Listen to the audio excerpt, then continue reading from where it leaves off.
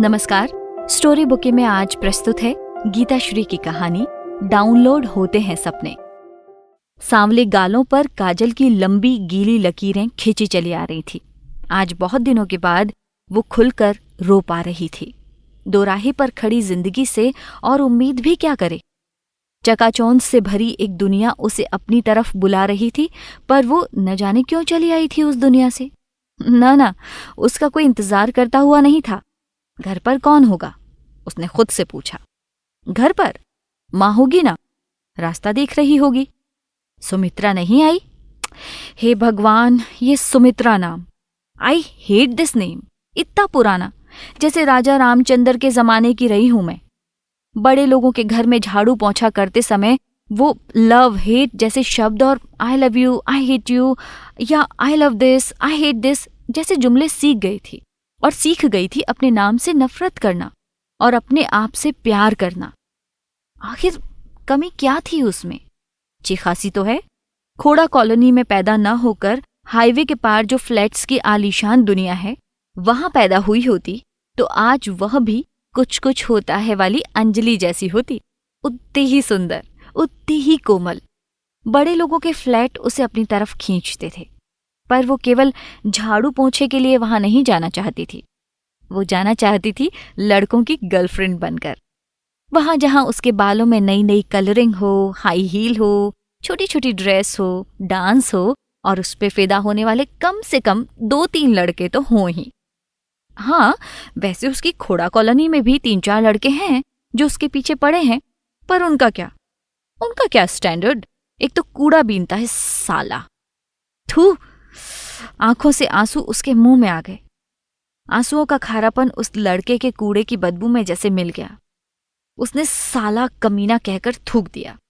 गला खखारा, अंदर से जो भी बह रहा था उसे सड़क पर साला कुत्ता कमीना मुझसे प्यार करेगा, औकात देखी है कहकर थूक दिया। जैसे अभी होटल में जो हुआ उसे भी अपने शरीर के अंदर से निकालकर फेंकना चाह रही हो। ये साले मर्द एक ही जैसे होते हैं, सालों को एक ही चीज चाहिए। थू, आग थू! उसने थूकना चालू रखा था। और फिर दूसरा लड़का कहीं पर नाई का काम करता है। ऐसा लगता है जैसे वह न तो आदमी में ही है और न ही औरतों में। हरामी! खोड़े की कॉलोनी की हर लड़की के बारे में जानता है। उसकी दुकान में आते हैं कई आवारा लड़के बाल कटाने, तो बाल काटते काटते उनकी अय्याशियों के किस्से सुनता है। और हर लड़की किसके साथ है, या कौन कब लोधी गार्डन या कालिंदी कुंज गया, या जिसे कहीं जगह नहीं मिली तो शाम होते ही नहर किनारे झाड़ियों के कूड़े के ढेर के पास ही कौन किसके साथ कितने समय तक रहा, कितना शरीर किसका गुलजार हुआ, ये सब उसे पता होता था। हरामी! क्या मैं वैसी हूं? पूरे खोड़े गांव में मेरे जैसी ना होगी।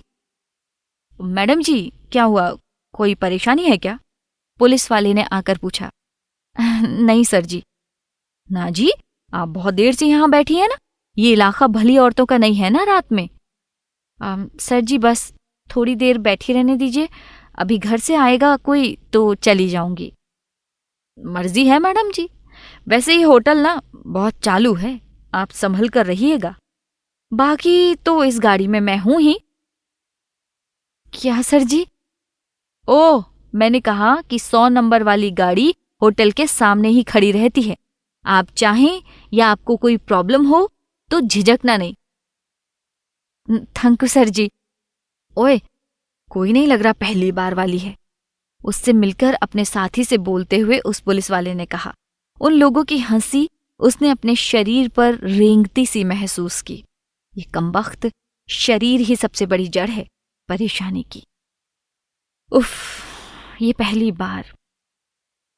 बार शब्द उसे ऐसे ही लगता था जैसे उसके ऊपर कोई उसी एसिड की बारिश कर रहा हो जिससे वो अपना घिसा हुआ बाथरूम घिसती थी। उसे याद है जब उसके शराबी पिता ने उसके साथ शराब के नशे में बदतमीजी की थी और अपना शरीर उस पर थोपने की कोशिश की थी।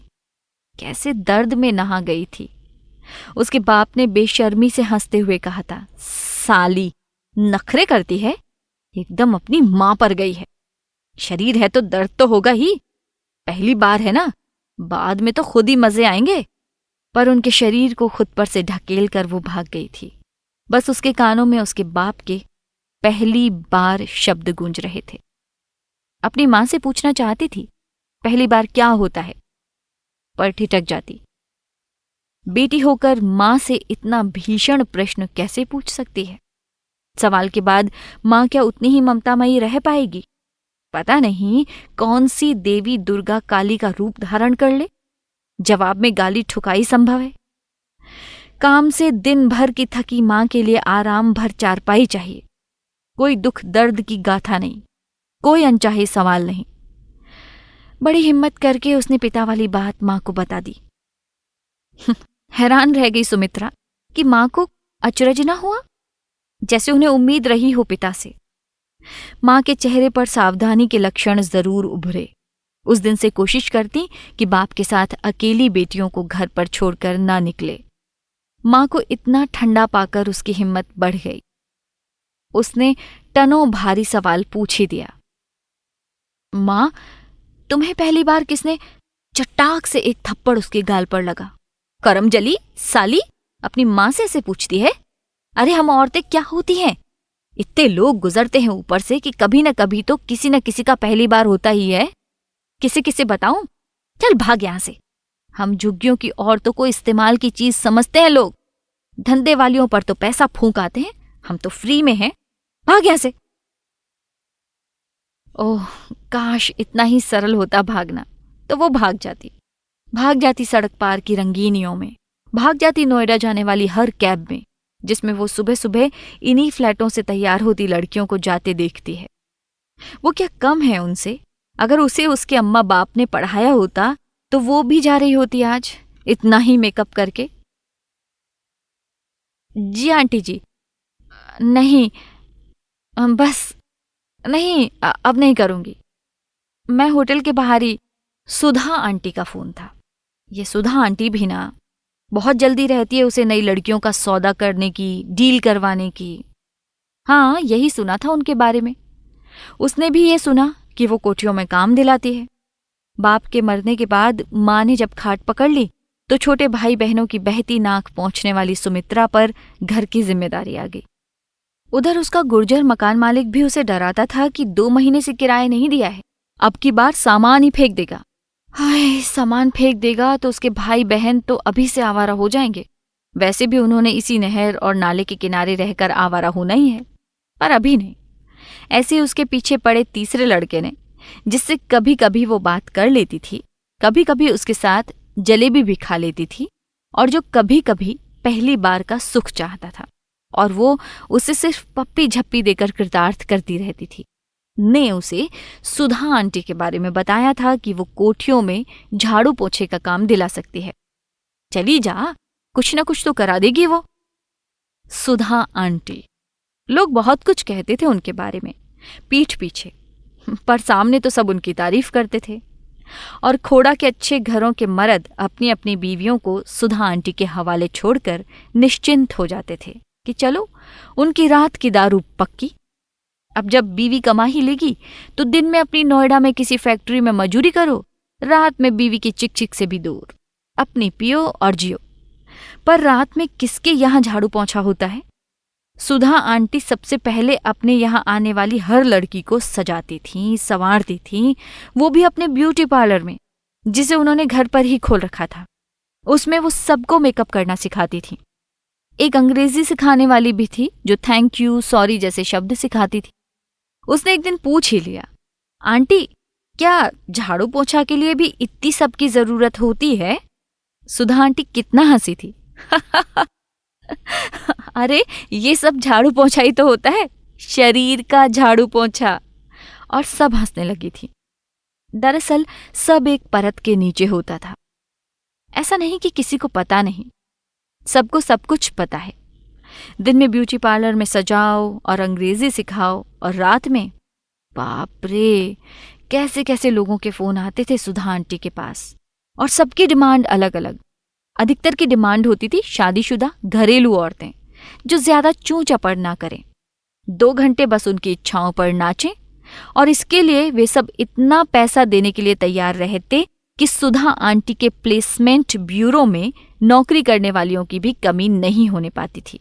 एक बार जो सुधा आंटी के प्लेसमेंट ब्यूरो का हिस्सा बना तो वो बस बन ही जाता था, फिर और कहीं नहीं जा पाता था। कुछ झुग्गियों के अय्याश मर्द बीवियों को मारपीट कर सुधा आंटी के पास लाते थे। साली घर पर पड़ी रोटी तोड़ती है, कुछ करा दो, जरा 5-6 मर्द छू लेंगे तो अपवित्र नहीं हो जाएगी। वैसे ही कौन सी सीता मैया थी, शादी से पहले तो सब कुछ करे बैठी है अपने यार के साथ। रात होते ही सुधा आंटी का ब्यूरो गुलजार होने लगता था। एक गाड़ी आती, उसमें नंबर के हिसाब से और किसके पास कौन जा रहा है के हिसाब से लड़कियां बैठती। आंटी के तमाम हुक्मों में से सबसे बड़ा हुक्म यही होता कि नखरे नहीं करना, जो कस्टमर बोले वही करना। ज्यादा नखरे करने से कस्टमर तुनक जाते हैं, और तुनकने का मतलब होता है कि कस्टमर का हाथ से जाना, और कस्टमर के हाथ से जाने का मतलब है तुम्हारी कमाई ना होना। और लगभग सभी औरतें हाँ में सिर हिलाती। हाँ, घर में ही रहकर कौन सी रानी बनी बैठती है। ये काम वालियों की बस्ती थी, जहां पर रात होते ही कराहें और आहें पूरे माहौल पर छा जाती थीं। दिन भर काम करने के बाद, अपने आवारा पतियों की इच्छा पर शरीर को परोसने के बाद, वे सब अपने दुख सुख साझा करने के लिए बैठ जाती थीं। पर उसकी माँ के साथ ऐसा नहीं होता था।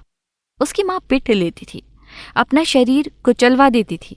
फ्लैटों में झाड़ू पोंछा करके जो पैसा आता था, उसका बाप वो सब कुछ छीन लेता था। पर मजाल कि वो कुछ बोल भी दे, वो कुछ नहीं बोलती थी। बस जो उसका पति यानी उसका बापू बोलता था, उसी में राजी हो जाती थी।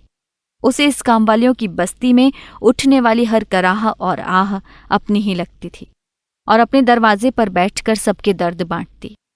कभी कभी जब सुबह वो काम पर जा रही होती तो कुछ कामवालियां अपनी रात की कहानी सुना रही होती। वो बस इतना ही कहती, सुनो बच्चे हैं, कोठरी में जाकर अपना किस्सा सुनाओ अंग्रेजी शराब का। और उसे समझ में ना आता था कि उसकी कॉलोनी में तो अंग्रेजी शराब की दुकान भी नहीं थी। फिर ये अंग्रेजी शराब अब समझ में आ रहा है।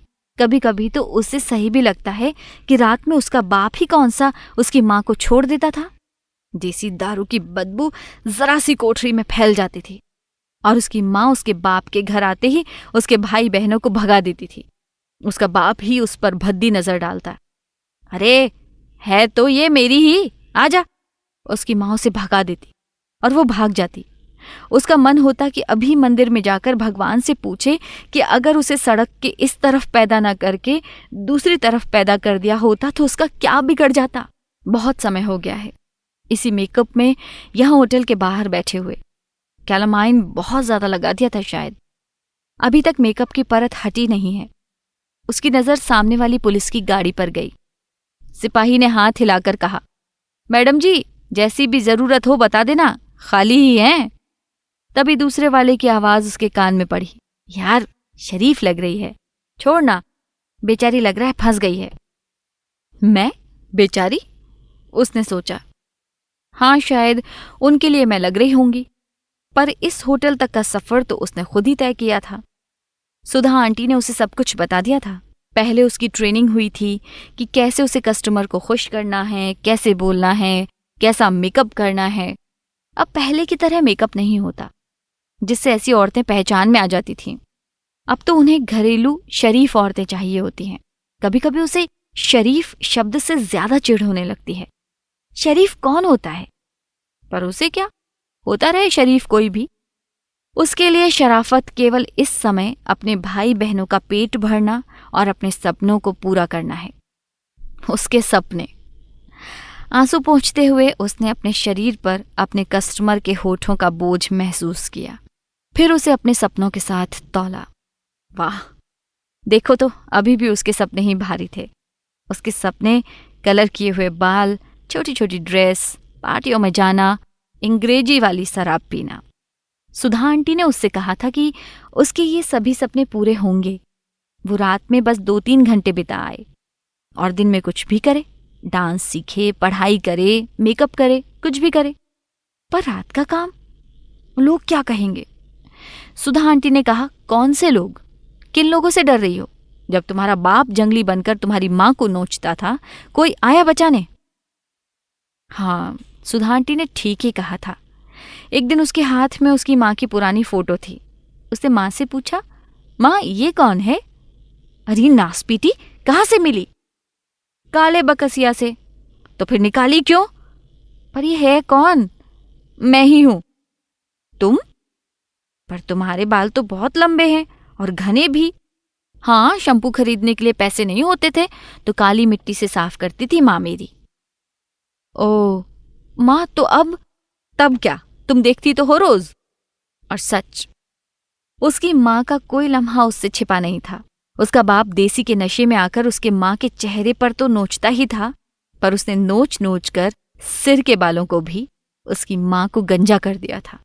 माँ चीखती थी, पर उस बस्ती में ये चीख कोई नई बात तो नहीं थी। फिर एक दिन उसकी सारी चीखें बंद हो गईं।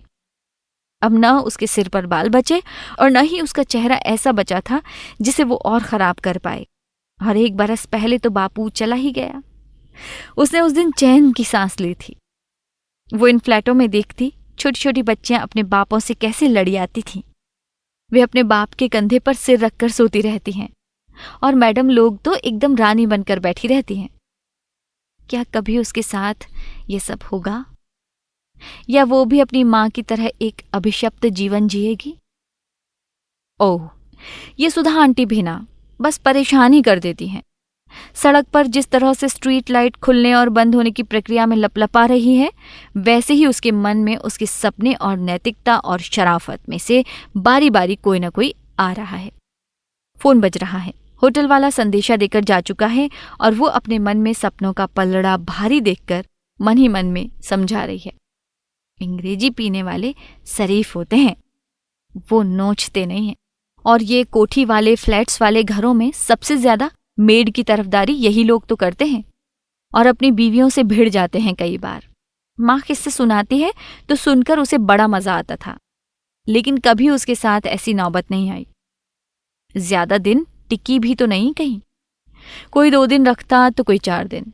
सुपरटेक वाली मैडम ने तो देखते ही मना कर दिया था और वो गौड़ गंगा वाली मैडम देर तक उसे घूरती रही। सारी बात तय कर ली और आखिर में मना कर दिया। अंतिम घर जहां उसने काम किया था, मैडम ने वहीं फोन लगाकर सुमित्रा के बारे में तसल्ली करना चाहिए। फोन पर बात करते हुए मैडम का रंग बदलता रहा और सुमित्रा का दिल डूबता रहा। वो समझ गई कि ये काम भी हाथ से गया। फोन कट होने के बाद मैडम का रंग बदल गया। अब सॉरी, मैं तुम्हें नहीं रख पाऊंगी। मैंने तुम्हारे सारे किस्से सुन लिए हैं। हम नहीं झेल पाएंगे ये सब। 2 जवान होते बेटों का घर है, ऐसी छम्मक छल्लों को रखकर घर बर्बाद करना है क्या? आंटी, कैसी बातें करते हो आप? वह मिमी आई। नो आंटी, मैम बोलो। हमारी कोई रिश्तेदारी है क्या? मेड हो, आंटी फांटी मत कहा करो, इसलिए तुझे काम नहीं मिल रहा। वो खिसिया गई थी। आपको मेरे काम से कोई शिकायत नहीं होगी, एक बार काम करवा कर तो देखो। आपको पता नहीं उन्होंने क्या बता दिया है। वो रुआंसी हो गई। हाथ से सब कुछ फिसलता सा लगा। एक और रिजेक्शन झेलना पड़ा। वे क्या बताएंगी? तेरे लक्षण तो देख रही हूं। जब से आई है कान में मोबाइल का वायर ही लगा हुआ है। पता नहीं मेरी बात सुन रही है या गाने। गाना तो ऑफ कर रखा है। आप मेरी बात तो सुनो। ना, जा, तो जो उर्मिला ने भेजा है ना, जरा उसे भेजियो मेरे पास, कुछ बात करनी है। मुझे काम वाली चाहिए, मनोरंजन का साधन नहीं। बता रही थी तेरी पहले वाली मैडम कि तेरे ख्वाब है बड़े बड़े। तुझे डांस भी सीखना है, गाना भी गाना है, मॉल भी घूमना है, नाइट शो भी देखना है, दिन भर मोबाइल पर लगे रहना है। काम क्या करेगी? उन्होंने ऐसा कहा आपसे? कितना झूठ बोलती है मैडम। सुमित्रा की आंखें फैल गईं। चल, वो झूठ बोलती है, पर तेरी वेशभूषा तो झूठ नहीं बोल रही ना। दिख तो रही है ना जैसा उसने कहा। ये जो तू हीरोइन बनी फिरती है ना, बालों का पफ बनाकर, ये छोटे छोटे कपड़े, किसी ने टोका नहीं तुझे? कोई रखेगा ऐसी हीरोइन को? काम वाली चाहिए, नचनिया गवनिया नहीं, समझी? स्थूलकाय मैडम हाथ नचा नचा कर उसे औकात पर ला रही थी। खुद दिन भर चेहरे की पुताई में लगी रहती थी।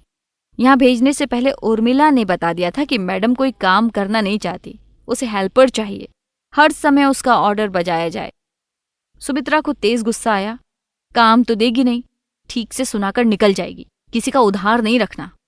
काम ही तो मांगने आई थी, भीख नहीं। काम न दे पर इस तरह का अपमान क्यों कर रही हैं? मैडम, आप मुझे नचनिया गवनिया क्यों कह रही हैं? मैंने ऐसा क्या कर दिया? मैं पूछूंगी उन मैडम से जिन्होंने आपको मेरे बारे में गलत बातें बताई। जाती हूं अभी। तमतमाती हुई उठ खड़ी हुई। मैडम मुस्कुराई। सुना है तू झाड़ू लगाते समय ठुमकती रहती है और रोटी बेलते समय गाने गाती है। पूरा घर डिस्टर्ब हो गया उनका। लोग पुकारते रहते हैं और तू सुनती कहाँ है उनकी, अपनी धुन में रहती है। फिर ये दिन रात तेरे फोन की घंटी बजती रहती है। क्या गलत कहा उन्होंने? तुझे इस सोसाइटी में तो काम मिलने से रहा देख। हम मिलने ना देंगे, कहीं और काम ढूंढो। जाओ, पहले खुद को काम वाली जैसा बनाओ, फिर काम खोजो। सुमित्रा बिना कुछ कहे निकल गई। मैडम पीछे से बकबकाती जा रही थी। जरा तेवर तो देखो, रहेगी झुग्गी में और सपने देखेगी बड़े बड़े। हाँ, गलत तो नहीं कह रही वे, सपने ही तो देख रही थी जिसकी कीमत चुकानी पड़ रही है। कहीं काम नहीं मिल रहा है। अगर उसे संगीत पसंद है तो क्या बुरा है? वो काम के साथ नाचती है तो क्या जलजला आ जाएगा? अपने में ही तो मस्त रहती हूँ। मोबाइल पर गाने सुनना इतना क्यों खर्च आता है इन मैडमों को? बड़बड़ाती हुई जब सुधा आंटी के पास पहुंची वो, तो इस बार सहानुभूति के मूड में दिखी। आंटी, क्या ही अच्छा होता कि मुझे नाचने गाने का काम मिल जाता। कहीं वो स्टेज पर भीड़ में नाचते हैं ना लड़के लड़कियां, आप जानते हो किसी को? हमें उसी ग्रुप में काम दिलवा दो ना प्लीज। कम से कम इज्जत की 2 रोटी तो खा सकूंगी। मेरा नाचना गाना तो किसी को बुरा ना लगेगा ना आंटी? जानते हो आंटी किसी को? बताओ। सुधा ने विचित्र निगाहों से घूरा। तू क्या क्या करेगी जीवन में? कुछ भी क्लियर है तेरा? वहां भी पढ़े लिखे लोग चाहिए, कलाकार होते हैं, कलाकार।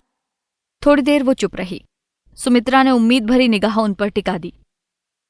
अच्छा सुन, पता नहीं वो तुझे लेगा या नहीं, रोहित सर हैं, सोसाइटी में बच्चों को वेस्टर्न डांस सिखाने जाते हैं। मैं उनसे बात करके देखूंगी। देख, अब ये मेरी आखिरी कोशिश होगी, उसके बाद तुझे वही रास्ता पकड़ना पड़ेगा। समझ ले, आसान नहीं है जिंदगी बच्चू। कूद फान बंद कर कोई और काम धंधा पकड़ ले तू। शादी कर ले किसी बुढ़े से, साला जल्दी मरेगा और तेरा जीवन संवर जाएगा। खोज ले कोई बीमार बुढ़ा। सुधा आंटी ठहाका लगा रही थी। सुमित्रा को याद आया कि उसकी स्मार्टनेस देखकर कई कामवालियों ने अपने निकम्मे भाई भतीजों के लिए उसे पटाने की कोशिश की थी। एक लड़के से तो 2-4 मुलाकातें भी हुई। तीसरी मुलाकात में मोमो खाते खिलाते वो अपने औकात पर आ गया।